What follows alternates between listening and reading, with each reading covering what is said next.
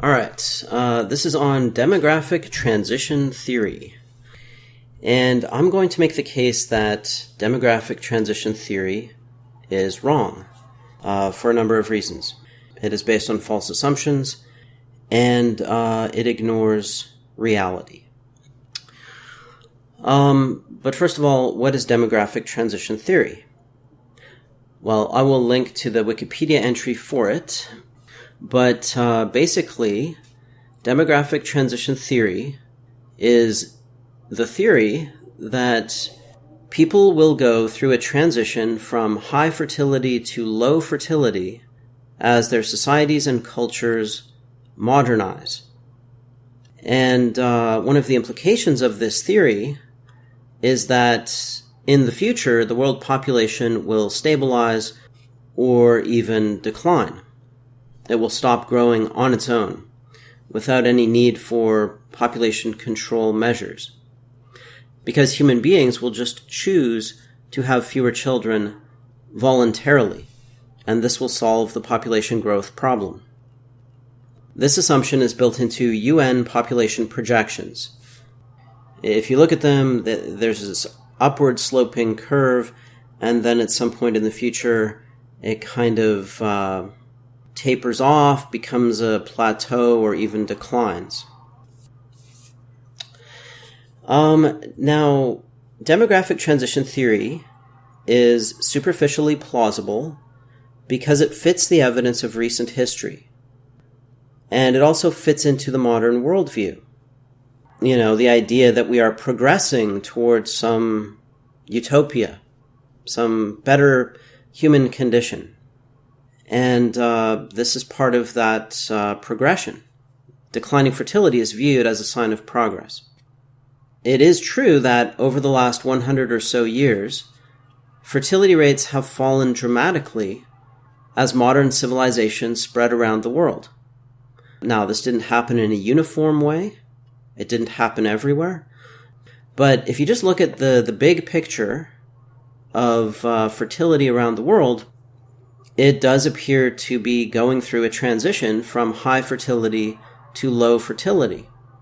Most parts of the world today have low or declining fertility. What caused this change in human behavior? What is the explanation for why modernity causes low fertility? I will first go over the generally accepted view, and then I will give my own view on this. One view that you hear a lot, which I think is the generally accepted view, is that wealth causes lower fertility. For a couple of possible reasons. One is that poor people have more children because they expect them to die young. So I guess the idea is that there's some kind of magical mechanism built into the human brain that causes us to have the right number of children. And if we think they're going to die young, then we have more to make up for the expected childhood mortality rate. So that's one idea. Another idea is that poor agricultural people need children to work on the farm or to care for them in old age. And so when they either move off the farm or childhood mortality goes down, then they choose to have fewer children for economic reasons. So I would say that is the generally accepted explanation. That's the explanation that the liberal on the street will give you. They will recite this because they have learned it. They have been told that this is how people work. But this explanation makes zero sense. It makes no sense biologically. It makes no sense psychologically. And it makes no sense economically. It also doesn't fit the evidence of history. So I will go through the ways in which this explanation doesn't make sense.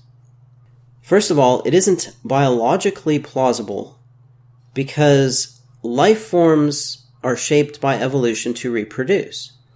And every life form has the capacity for excess reproduction. Every life form reproduces to excess. And that's part of evolution. Evolution is based on that. You need excess reproduction so that you can have selection. So excess reproduction is built into every living organism. And it is not built into every living organism because there's some like magical teleological reason for it.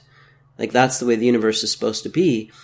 It's built into living organisms because they are shaped to be good at reproducing by evolution. That's how evolution works. Organisms reproduce. The ones that reproduce better leave behind more copies of their genes, and they make up the future. And there's no reason to believe that human beings are an exception to this rule. And for almost all of human history, human beings have reproduced to excess, and most children died young. Most people died before the age of 20. And that's what maintained the human population. And that's also what selected for the human form. Excess reproduction with variation and selection. And when you give any population of living beings an abundance of energy, then their population grows. It grows until that abundance is eliminated. It grows until competition or consumption of the resource leads to scarcity. And then the population is once again limited by premature death. And if you want to observe this, just put a bowl of ripe fruit on your counter and wait for the fruit flies to have a population explosion. Now, human beings have longer lifespans and fewer offspring than fruit flies, but we're not exempt from this general rule. And there are many examples in history of human population explosions, which always come to an end. Anyway, I'll talk more about that in a bit. So that's why it's not biologically plausible. There's no reason why human beings as life forms should have some tendency to limit their reproduction. It isn't psychologically plausible that people will consciously choose to have more children for those they expect to die. That's a very strange aspect of this explanation, that poor people are choosing to have more children because they expect half of them to die. And if you take away that expectation, then their fertility rate will go down. That doesn't make psychological sense. Would you bring more children into the world if you expected most of them to die young?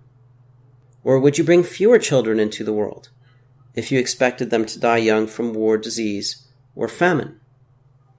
I think if you're making a rational choice, very few people would choose to have more children if they just expect them to die young. I think most people psychologically would find that very difficult to do. It also doesn't make sense that parents would have children to use them as slaves, to work on the farm or to support them in old age.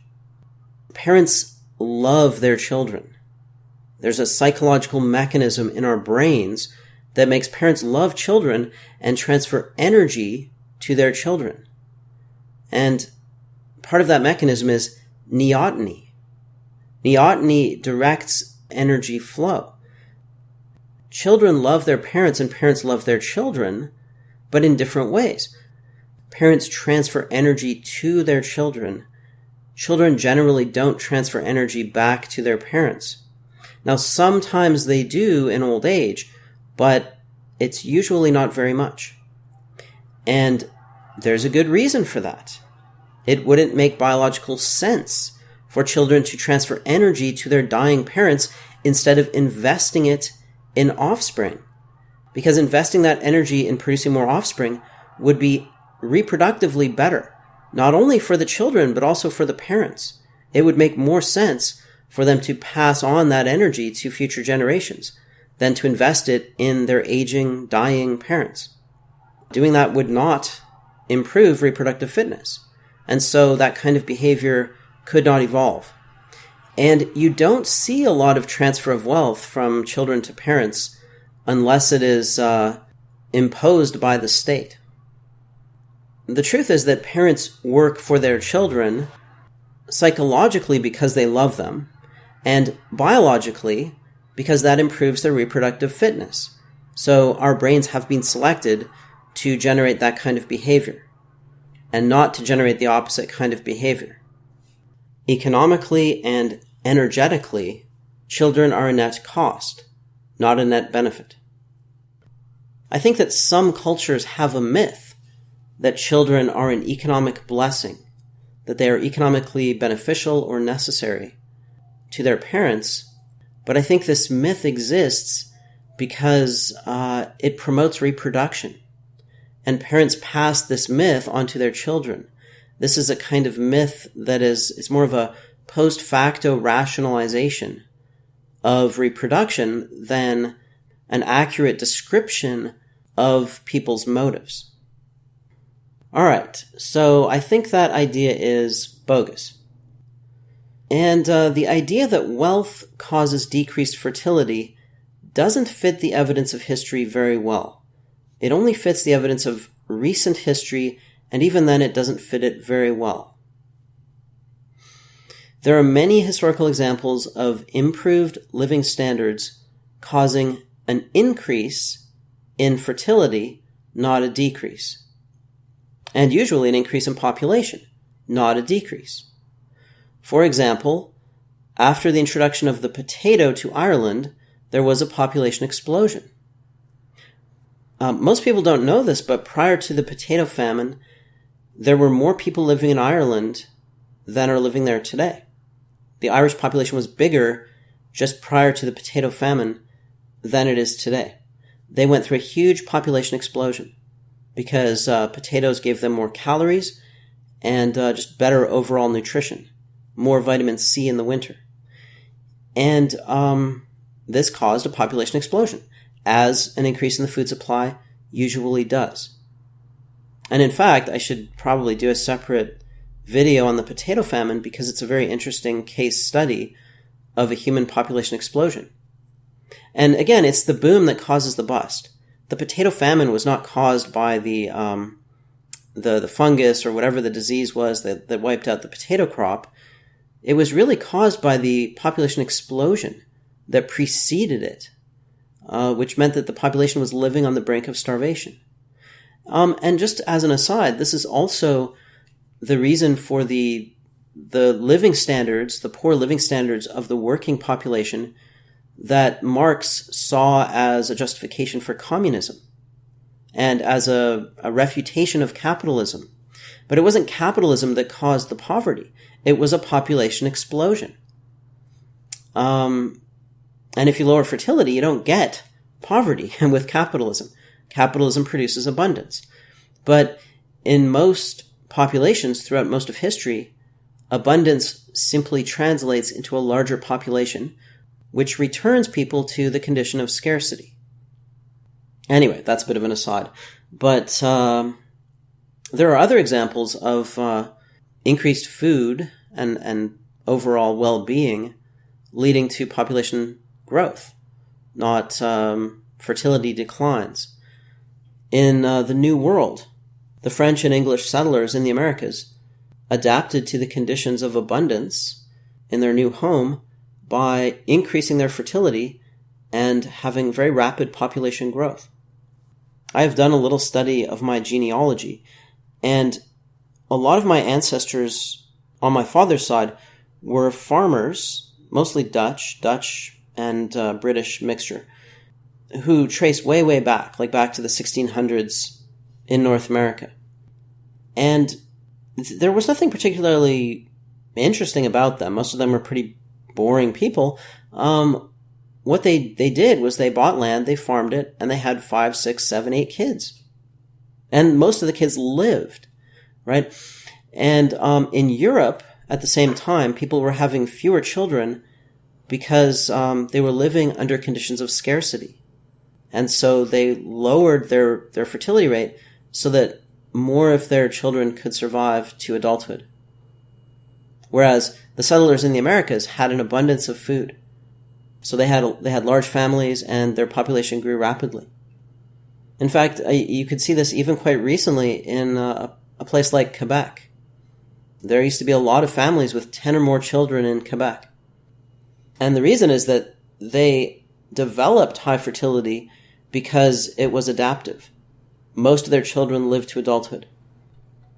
And another example of this not fitting recent history very well is that fertility fell much faster and further in the communist Soviet Union than it did in the much wealthier United States. So there is no clear, simple correlation between wealth and low fertility. Something else happened in recent times that caused low fertility. There's something else about modernity that causes low fertility. It's not wealth. And why this matters, by the way, is that a lot of people believe that if we just raise the living standards of people in sub-Saharan Africa or the Muslim world, their fertility will just magically fall, and the population explosion problem will be solved simply by increasing wealth. But as I've pointed out, this doesn't make a lot of sense. Actually, let me go off on a slight tangent here. This is going to be a long video. I want to give another explanation for why lower fertility is correlated with increased wealth in the modern world, to some extent. I think it's mainly because having fewer children per woman or per family means that there is more available energy to invest in the creation of capital. And the accumulation of capital increases the efficiency of labor, and by a virtuous cycle, it begets more capital and it creates more wealth. It increases the productive capacity of human beings. And so I think the main reason why there is somewhat of a correlation between low fertility and wealth is that modernity has lowered fertility for other reasons, and that has created wealth. And low fertility might have been a contributing factor in creating the Industrial Revolution in Europe. Northern Europeans had relatively low fertility compared to most people around the world. They had something called the European marriage pattern, in which women would often delay marriage and children until their mid-20s. And the result was lower fertility. Also, there were some very bad diseases in Europe that killed a lot of children. So the number of surviving children was relatively low, and this freed up energy to invest in the creation of capital. And this might have helped to create the Industrial Revolution. I don't think it's the only reason, but I think it was one of the reasons for the Industrial Revolution. And the Industrial Revolution was one of these few times in history when economic growth outpaced population growth. Although there were a few times when population growth started to outpace economic growth, leading to scarcity and an increase in the childhood mortality rate, right? Like the potato famine, or like the conditions around the middle 1800s that Marx observed and that a lot of people used to condemn capitalism. That was really a consequence of population growth, which also makes capital more valuable, right? We're kind of in the second half of the Industrial Revolution due to the sexual revolution, which was kind of the, in some ways it's sort of the second phase of the Industrial Revolution. We had a first phase that was characterized by increased production and somewhat decreased reproduction. But the second phase is primarily characterized by decreased reproduction. And I think most of the prosperity gains of the last 50 or so years are simply due to decreased reproduction and women moving into the workforce. Some of it to globalization, but I don't think that's the main factor causing economic growth in the modern world. Another example, which is kind of interesting, of a relationship between fertility and the economy is the recent Chinese economic boom, which most people attribute to a shift to an open market economy, or a more open market economy. But there was another thing which preceded the Chinese economic boom by roughly 20 or so years, 20 to 30 years. And that was a big decline in the fertility rate. which happened after the Communist Revolution. There was a huge decline in the Chinese fertility rate even before the one-child policy. And lo and behold, roughly 20 to 30 years later, there was a huge economic boom. And I think low fertility is part of the explanation for China's rapid industrialization and economic growth in the last 20 or so years. I don't think that's the entire reason for it. I think, yes, capitalism is part of the reason, but low fertility is also part of the reason.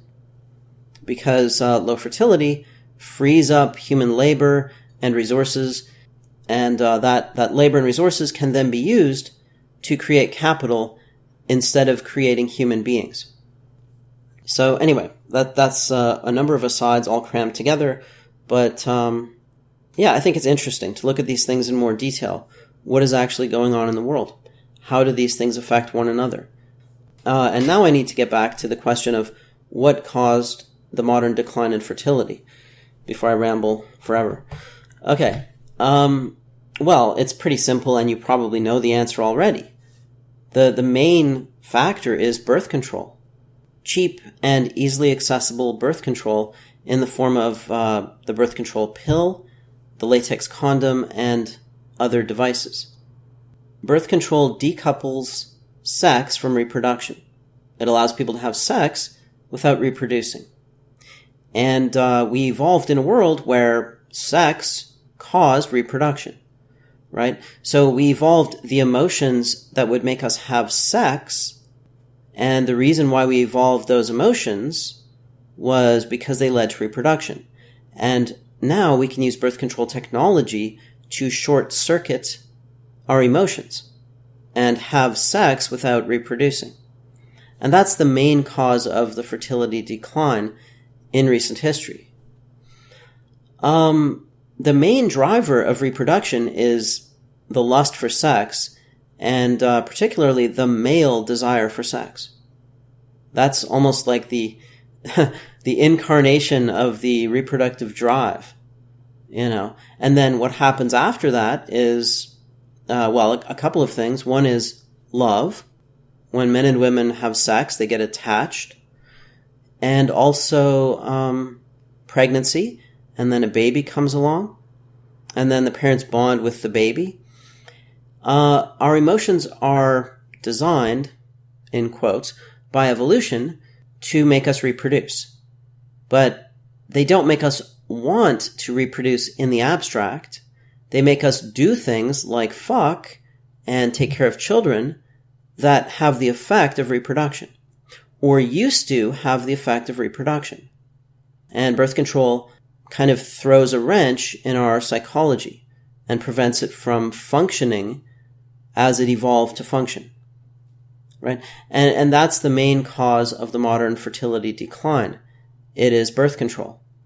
Now, along with birth control, and also to some extent along with the Industrial Revolution, there were cultural and social changes, especially the breakdown of traditions, and especially the breakdown of traditional religion, and also traditional ways of life, like living on the farm, and traditional sex roles. We have adopted a new way of life, a low fertility way of life, that is enabled by birth control technology, but also enabled by other aspects of modernity, and which is justified by a modern ideology of what I would call humanism, or just modernism or progressivism, which is that our modern condition is the way things are supposed to be. We're doing it right. We've got it figured out. And people who are doing it differently are stuck in the past, or, you know, they have bad ideas and their ideas need to be fixed. They just haven't been enlightened yet, right? Ideology is a big part of this, as well as technology. We've gone through some big changes in human behavior in the last 500 years, including the Industrial Revolution and, more recently, the sexual revolution. And so we're in the middle of a revolution, and that's important to understand. When you look around at the modern world, You shouldn't assume that this is going to be stable, that this is going to last, because we are in the middle of a profound revolution. And it's not going to last. Things have to change. This is not a stable condition. All right, I got to stop rambling and get back on track here. Okay, why do people believe in demographic transition theory? Well, one reason is that it plays an important role in the humanist worldview. To humanists, demographic transition theory is part of a don't worry, be happy view of human nature and reality. They believe that low fertility is a sign of progress and enlightenment.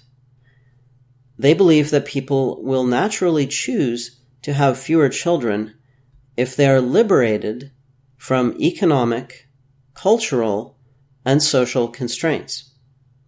In the humanist worldview, low fertility has two benefits. It is good for two reasons. One is that it frees the individual to self-actualize, whatever that means. The concept of self-actualization makes no sense. It's something that was invented by this guy, Maslow, with his humanist psychology to put on top of his pyramid as the pinnacle of human values. It doesn't really mean anything. Really, all values ultimately come from reproduction, because our psychology evolved to make us reproduce. So the real peak of the pyramid should actually be reproduction. But humanists have replaced it with self-actualization, this meaningless phrase. But although it doesn't have any precise meaning, it has connotations of, being yourself and fulfilling your potential as a human being and, painting pictures and doing poetry or something. I don't know. Being a PhD or being a doctor or something. I honestly don't know. It doesn't make any sense.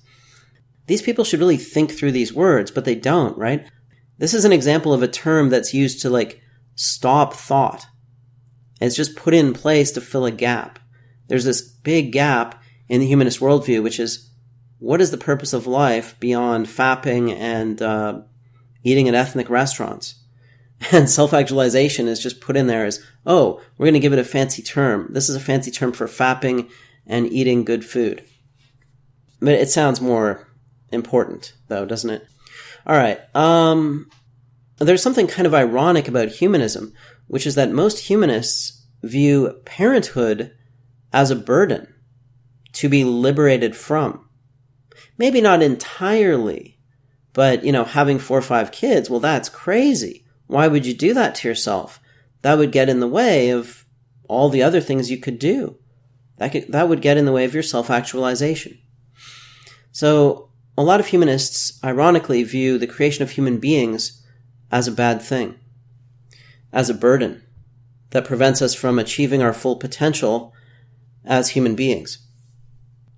The other benefit of low fertility to humanists is that it eliminates the problem of population growth and the resulting inevitable conflict over scarce resources. They want to believe that human nature is essentially good and rational, and thus human nature should produce good and rational outcomes if it is liberated from constraints. Right? Their view of human nature is that human beings are essentially good and rational. We all have the potential to be these beautiful flowers, and problems are always caused by some environmental constraint, never by human nature itself. And so they see the solution to every problem as, giving the flowers more water or more fertilizer or whatever, right? Liberating them from constraints and allowing them to bloom, allowing them to self-actualize. That's their view of human nature. So it's important for them to believe that human nature doesn't have negative things built into it, that it isn't intrinsically selfish and violent, that it doesn't intrinsically lead to tragedies of the commons or to war or to, anything negative. human nature must be good, right? That's their mythical view of human nature. And they also believe that the humanist worldview and the modern Western way of life are the end of history. They believe that we are naturally progressing toward that worldview and that way of life. And people like conservatives are just standing in the way, right? They're blocking progress toward the humanist utopia, which will be achieved if we just get rid of all those constraints, if we get rid of bad ideas, and if we give all the poor people lots of stuff, blah, blah, blah, then everyone will blossom into this beautiful flower, and humanity will be this beautiful garden. And it will just be self-managing. And it'll just work out. And humanists believe that everyone will eventually adopt their worldview because it is good and rational, and because human nature is essentially good and rational.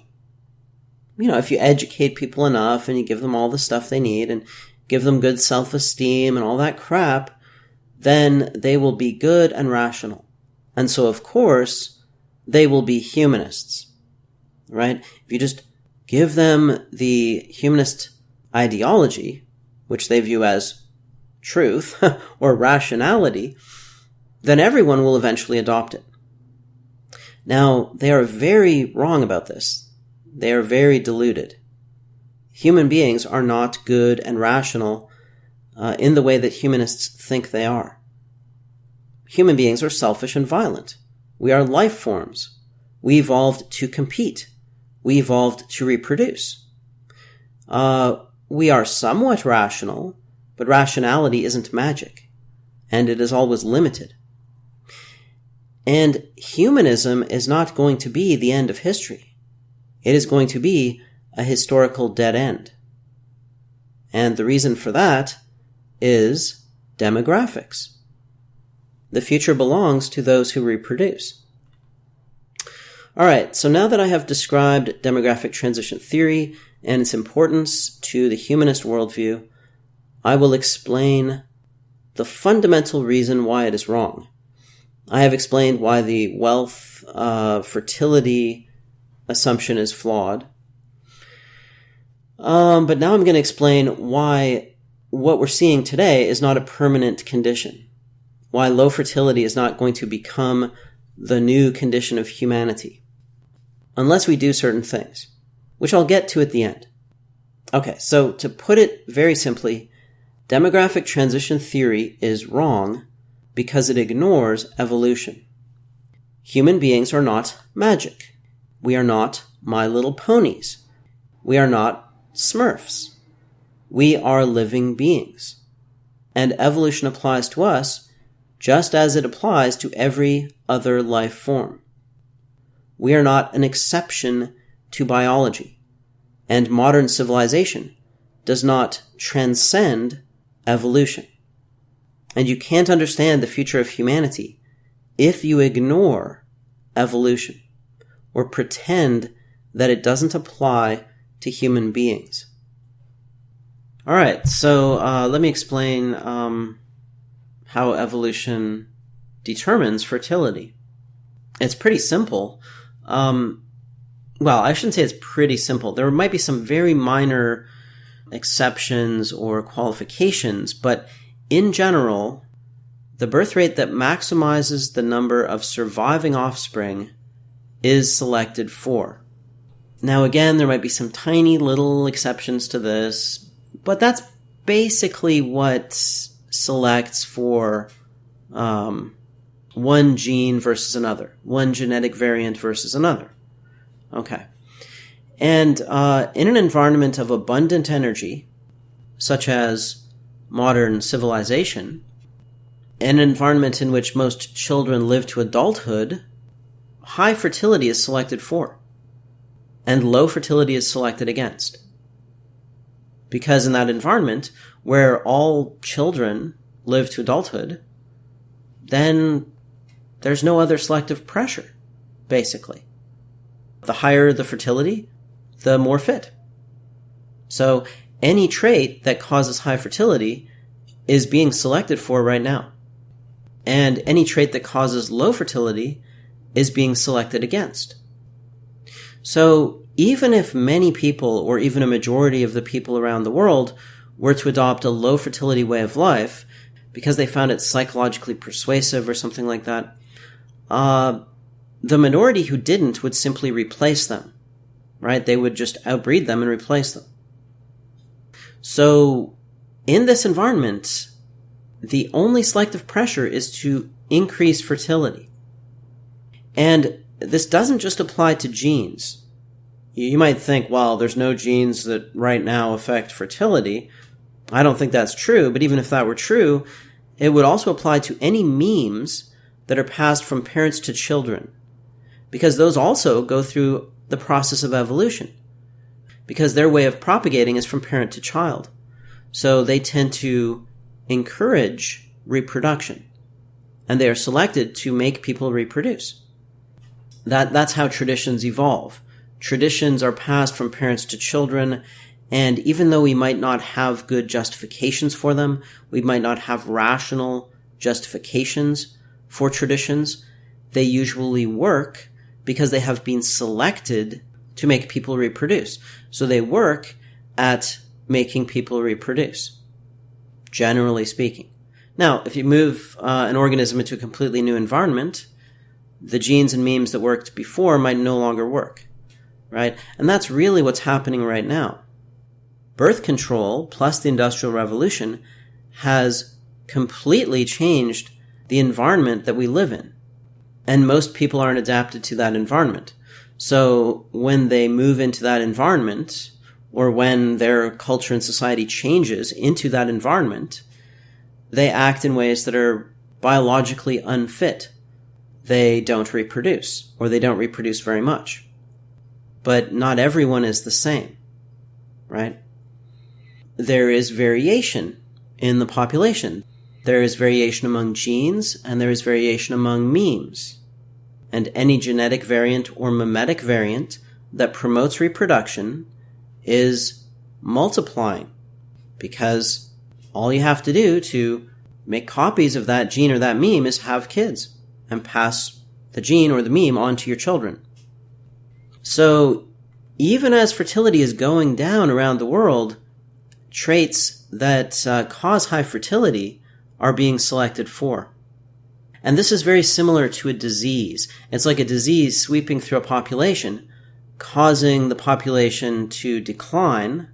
But as the disease sweeps through the population, it selects for traits that make people resistant to the disease. And this disease of the modern way of life, it's like a mimetic disease. And it's having, in biological terms, almost the same effect as something like smallpox or tuberculosis or whatever. It's sweeping through the population. It's having a huge effect on reproduction, right? Now, the way that smallpox does that is by killing you, and the way that this disease does it is by making you self-actualize. But biologically, those two things are almost the same. Living in a condo in the city with a little doggy and no children is biologically equivalent to dying at the age of 10 from a disease. It has the same selective effect. It has the same reproductive outcome. You don't reproduce. And that's what selection is based on.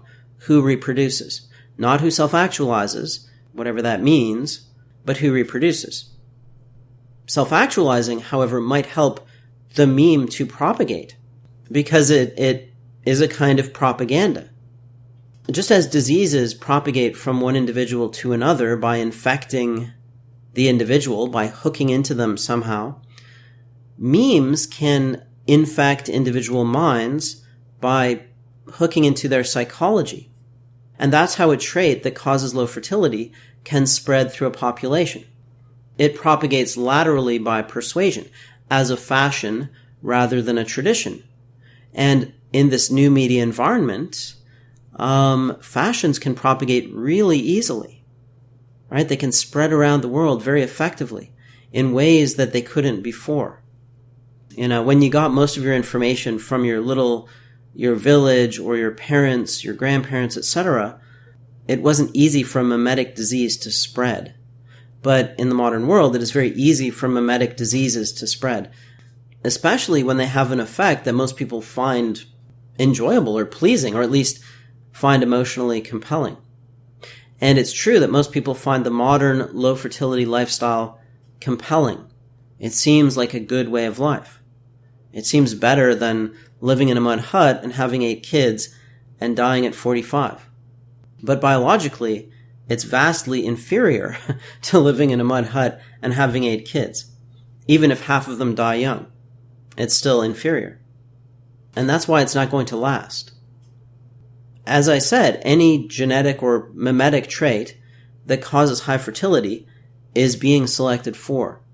So those traits will be increasing even when this low fertility meme is spreading. Just as a disease can spread even while resistance to it is growing in a population. And traits that we might think of as dysgenic could be very adaptive in the modern world. Whether they are extreme conservatism, being very closed-minded, having a low IQ, having high time preference, being a psychopath. Any of these traits will be selected for if they cause higher fertility. And so will mimetic traits that we might view as undesirable, such as fundamentalist Islam. So that's what's happening right now. We have a mimetic disease sweeping around the world, wiping out populations, not by killing them. And that's one of the reasons why this is in our ideological blind spot. Because we didn't evolve to really worry about things that don't physically hurt us or kill us. Right? So this can just sneak up on us. Not only ideologically, but psychologically. We don't have good defenses against this kind of disease. So that's why a lot of people find it very compelling. And it infects their brain, and it causes them to give up reproduction and embrace self-actualization.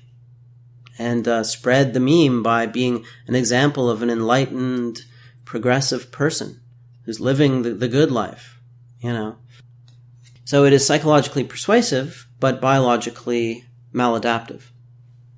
And in the long run, though, people will develop resistance to it, both genetically and mimetically. And you can see that happening today. A good example of this is the growth of fundamentalist Islam. It is expanding due to population growth. And that is because Muslims, and especially fundamentalist Muslims, have higher fertility. They have a lot higher fertility than, Western liberal humanists. They have 3, 4, 5, 6 children per woman, while the liberal humanist might have 1. So that's why they're increasing, and that's why they are moving into new territories. And again, this is a kind of invasion that we don't have good defenses for. People walking across a border and saying, I need help, and you're rich. Look, you're prosperous, and here I am, I'm poor, and I have these 5 little kids, and look at them, they're so cute. And, you wouldn't want to deny me a better way of life, right? So it's very effective at getting access to modern societies and eventually taking them over. That's not only what's happening now in the West, but that's already happened in most of the Muslim world. The fundamentalists outbred the secularists or the moderates, and they replaced them. And that's why the Muslim world is not becoming more liberal or more humanist, it is becoming more fundamentalist. And that's causing a population explosion there. And even as our memes might be spreading into their populations and infecting some of them, their genes and their memes are spreading into Western societies due to population pressure. And they are replacing the declining native population of Europe, for the very simple reason that the native population of Europe has fertility rates below replacement. Islam is not the only example of this. I love to use the example of the Amish. I lived in Delaware for a year, and I used to really enjoy going for drives on the Delmarva Peninsula, just going for drives in the countryside in Maryland or Delaware, sometimes in Pennsylvania. And there are Amish people all over the place down there. Tons of them. You see these buggies going down the road, pulled by horses. These men with beards and women wearing bonnets and stuff. And I became very interested in these people because I could see that they were doing very well for themselves. And they were growing rapidly. The Amish population is currently doubling every 20 years. And that is almost entirely due to reproduction. There is very little conversion into the Amish community because most people don't find it psychologically very persuasive or compelling, to give up modern technology and just live on the farm. And some Amish leave the community, but most don't, because the ones who are going to leave have already left, and the genes in that community have been selected to be the kind of people who stay in the community, probably more conservative than the average person. And once they, expelled the genes that don't fit their culture, people stop leaving. That's an example of adaptive coherence. Genes and culture co-evolve and they tend to fit together. So now they have a very coherent package of genes and memes. And that package is reproducing very rapidly. If the Amish population were to continue growing at its current rate, it would exceed the current world population in less than 300 years. Right now, there are only about 250,000 Amish. But if that population continues its current rate of growth, it would grow to roughly 8 billion in 300 years. And if everyone else in the world converted to the modern way of life and a fertility rate of 1.5 children per woman, then after 300 years, the global population would be majority Amish. So whether it's the Amish, the Muslims, or maybe the sub-Saharan Africans, the reproducers are going to replace the non-reproducers, not only genetically, but also culturally. I don't know what's going to happen exactly, but I can guarantee you that we are not going to go through a demographic transition and then settle down into a stable pattern of low fertility unless it is imposed on human beings. And that's because human nature is not universal and it is not fixed.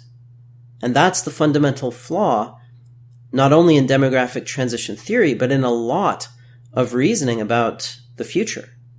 A lot of that is based on the assumption that human beings, or human beings in the Western world, represent a universal and fixed human nature. But human nature is not universal and it is not fixed. It varies from one population to another and from one individual to another, and it evolves. It changes. It is shaped by evolution, and it is shaped to make people reproduce, not to make people self-actualize or be good and rational, as humanists define those terms. Human nature is selected for reproductive fitness, and there's nothing that can stop that. We cannot transcend evolution. All we can do is replace one kind of selection with another. If you think, for example, that genetic engineering replaces evolution or transcends evolution, that's a fallacy. Genetic engineering is just another kind of selection. And if it doesn't select for the right genes, the ones that make civilization work, then the civilization that is necessary for genetic engineering would collapse. So it's not like we have the freedom to be whatever we want to be. No matter what, we have to do what life forms do. We have to extract energy from the environment and use it to reproduce. There is a way we could have persistent low fertility and prosperity indefinitely, or at least for a very, very long time. And that is to impose it on individuals with state power, to use state coercion to regulate reproduction. And more generally, that's the only way to solve a tragedy of the commons. And population growth is a kind of tragedy of the commons. It creates scarcity. And now some of the libertarians are going to say, no, it doesn't, because more people means more economic productivity, blah, blah, blah.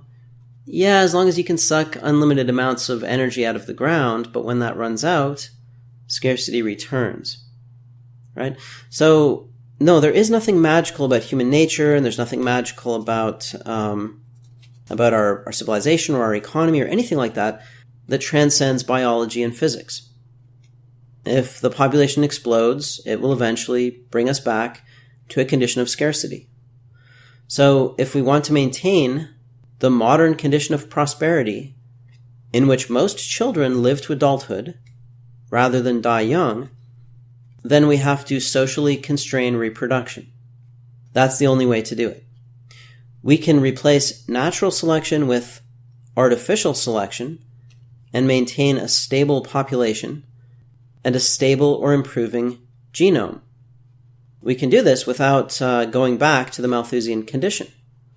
But we have to impose reproductive control on individuals.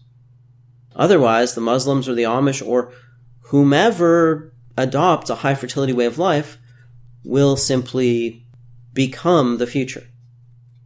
And then population growth, unregulated population growth, or dysgenics, either one of those things, will eventually cause modern civilization to collapse.